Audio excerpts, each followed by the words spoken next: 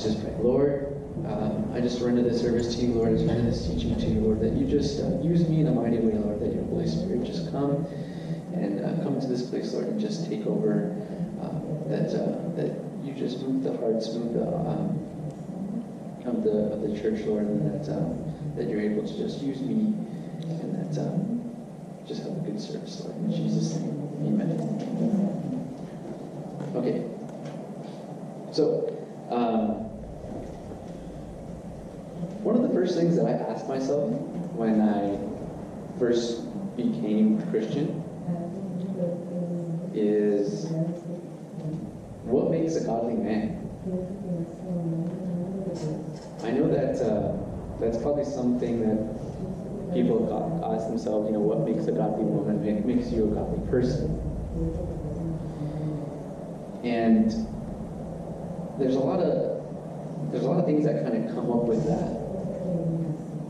There's a lot of examples and a lot of people that stand out throughout the Bible that give you a glimpse of what a godly man is. One person that I'm going to focus on a little bit is Noah.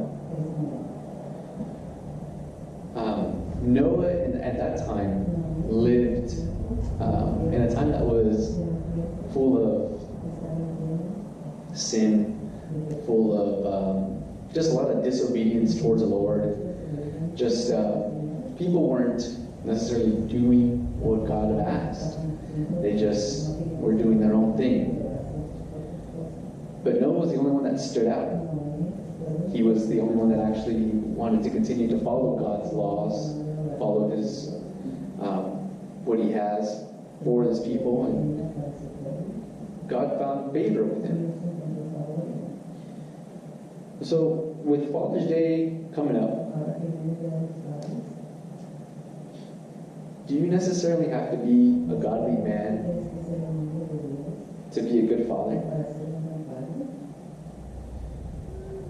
There's, as I was doing my research, I kept coming across a statistic that said that about 70% of teenage kids, whether it be boy or girl, even though they may have grown up in a Christian home or knew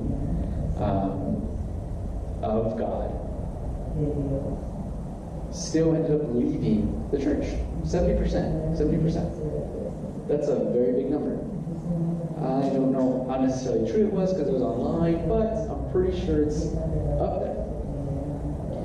A lot of people that gave their testimony on certain websites and stuff like that said that they continued to follow God, or they continued to go through their Christian walk because they had someone that was there to put effort and time with them.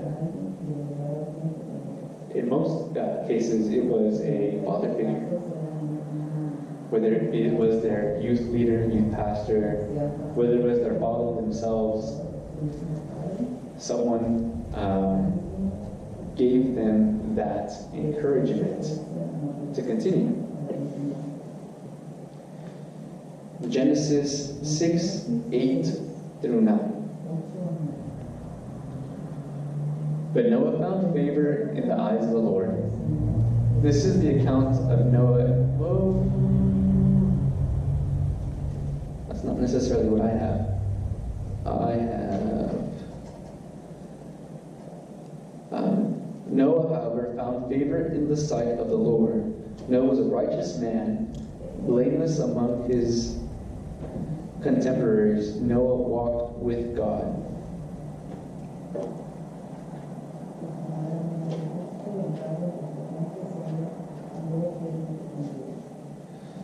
So,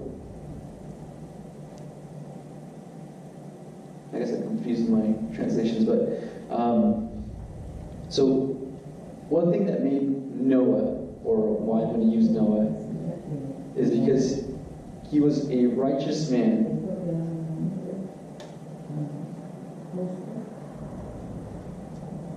He was someone that, even though everybody else was doing the wrong thing, he chose to do the opposite.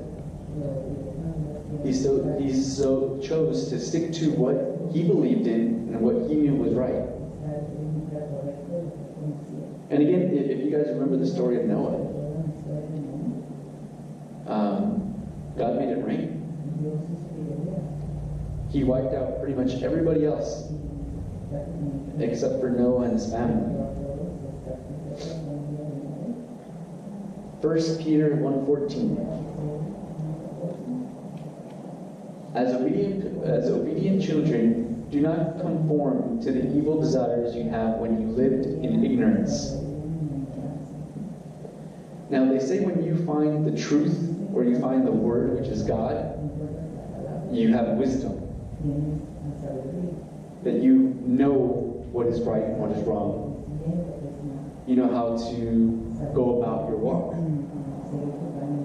Ignorance is not knowing that, or choosing not to know that, or choosing not to follow that. Because everything always is a choice. God always gives us that choice to be that righteous individual, to do what is right, to do what is wrong. It's so easy to just be like, you know what, I don't want to pray today. I don't have time. I don't want to, just go the speed limit. I don't want to, just do the things that we're meant necessarily have to do with obedience. I don't want to go pray for that person over there. I only have $5. That $5 is for my lunch. You want me to give it to this person, Lord? There's those things that come up that we struggle with or that we have issues with. But we know it's right. God has blessed us abundantly, and He will continue to bless us because we continue to be obedient. We continue to do the right thing. We continue to be righteous. So Noah was righteous. Noah was also blameless. He was blameless among his contemporaries. Psalms 101:2. I will be careful to lead a blameless life. When will you come to me? I will conduct the affairs of my house with a blameless heart. So, if you guys recall, Derek also taught, or he touched on being blameless. We strive to be sinless, but because sin is everywhere, and it's always there, it's difficult. As Pastor says, if we were perfect, we'd be in heaven already. But I think the main point here is with a blameless heart. Because God sees our heart. He judges not our actions or what we do, but He looks at what we're trying to achieve. The fact that we're repenting, that we're turning away from that issue, and first of all, that we actually confessed of our issues that we know we have, and we're trying to turn away from those things. We're not trying to commit those same errors or the same issues. And again, I know it's difficult. It doesn't come about the next day. But as long as we strive, as long as we continue to go towards what God has for us, that's what He sees. We're trying. We're continuing. We're steadfast. So we're continuing along a certain pace. So Noah was righteous, blameless, and he walked with God. Micah 6:8. He has shown you, O mortal, what is good, and what does the Lord require of you? to act justly, and to love mercy, and to walk humbly with your God. As men, and women as well, we have testosterone. That's the only way I guess I can really say it. So, we are chest out, want to do it on our own, don't want anybody's help, because we can feel we can do it with our own hands. We don't want someone to help us because then we feel weak. We feel like we can't do it. That's not to walk with God. To walk with God is to humble yourself and ask Him for help, because you know that you cannot do it on your own. There's so many things that you can do on your own, but you can do everything and anything with God. And that goes for women as well. Leviticus 26:13. I am the Lord your God, who brought you out of Egypt, so that you would be no longer so that you would no longer be slaves to the Egyptians. I broke the bars of your yoke and enabled you to walk with heads held high.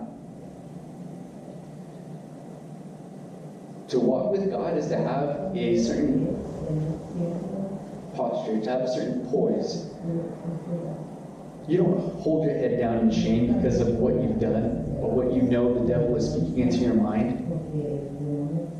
You walk with your head held high because He has forgiven you. He has redeemed you.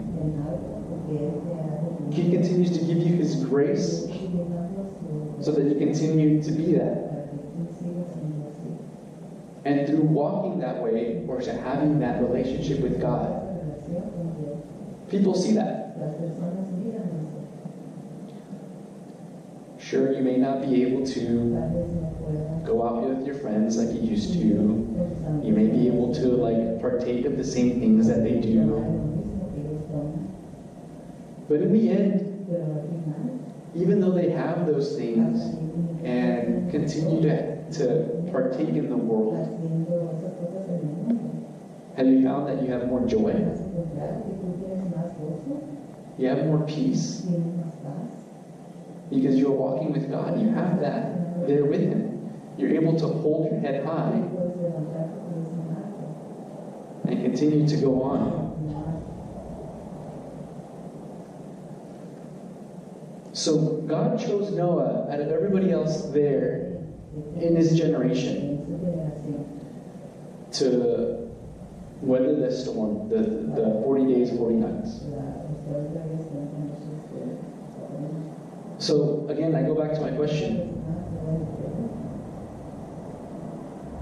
If you're a godly man, does that make you a good father?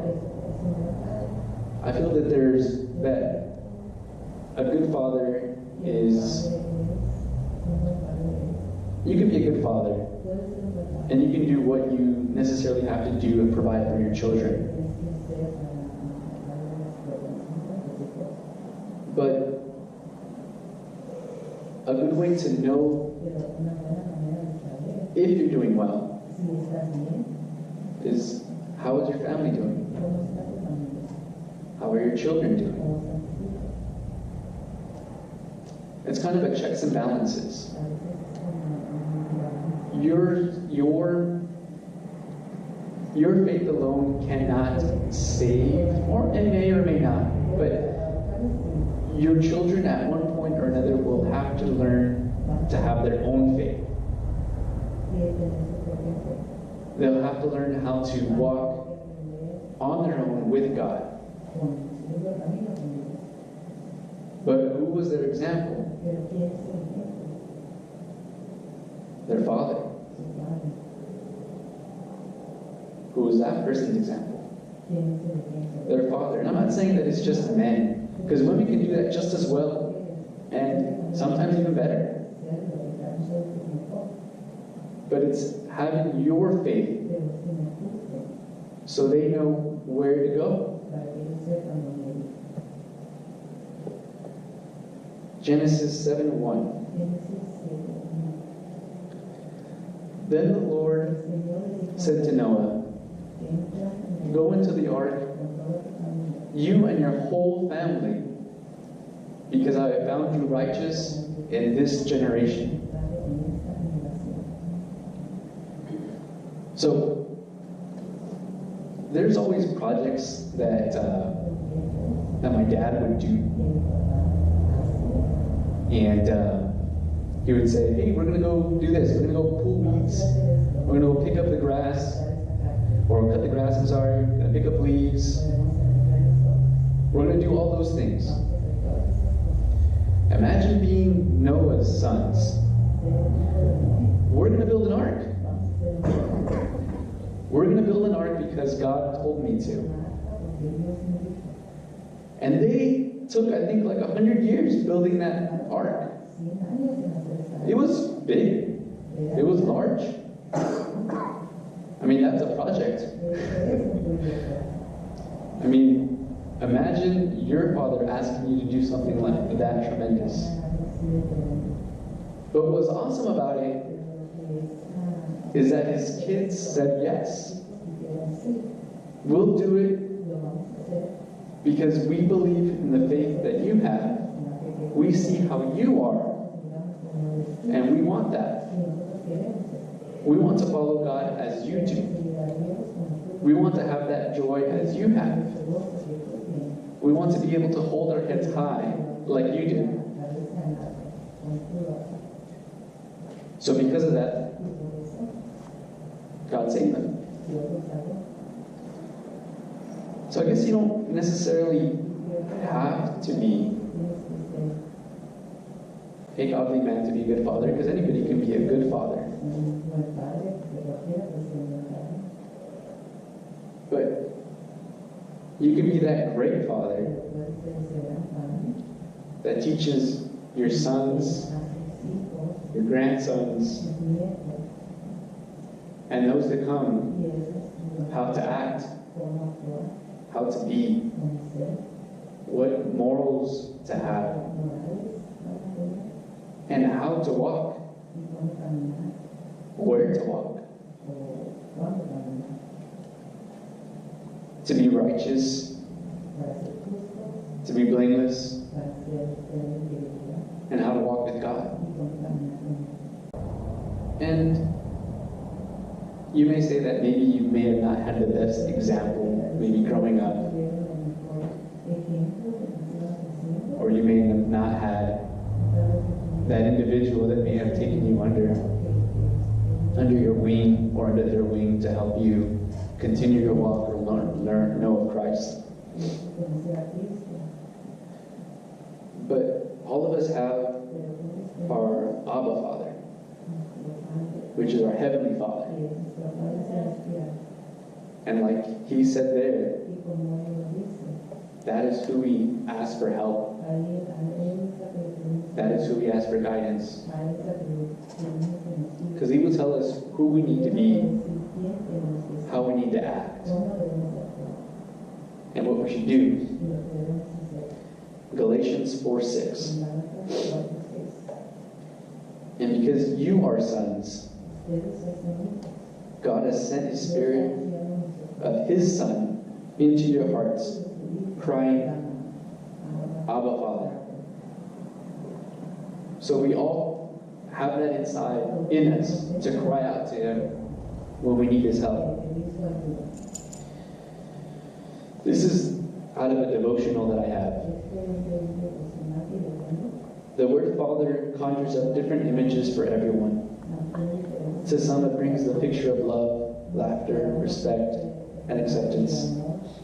Unfortunately, others associate the term Father with fear, rejection, and disappointment.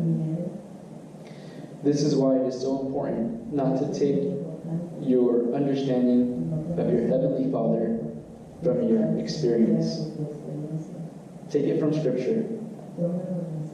You undoubtedly had an imperfect earthly father perhaps even one who brought you harm. But as in all of your Christian life, the key is not to understand the Bible based on your experiences, but to understand your experiences in light of the Bible. God is your model of a father in the truest sense of the word. Your heavenly Father was willing to pay any price in order to save you. Romans 8:32. Your heavenly Father is always ready to meet your needs. Luke 11:11-13. Your heavenly Father loves you so much that He is willing to discipline you to bring you to a Christian maturity. Proverbs 3:11-12 and Hebrews 12:5-10. Even when you rebel against Him and you reject His love, your Father continues to do what is best for you.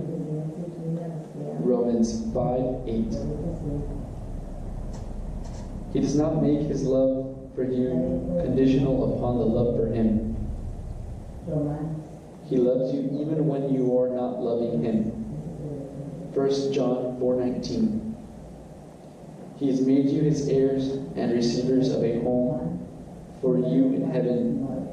Romans 8:15-17. This is what a father is like biblically. If this has not been your experience, it can be now. There is one who has adopted you and who wants to love you in a way you have never experienced. Take comfort and strength from Him, your heavenly Father.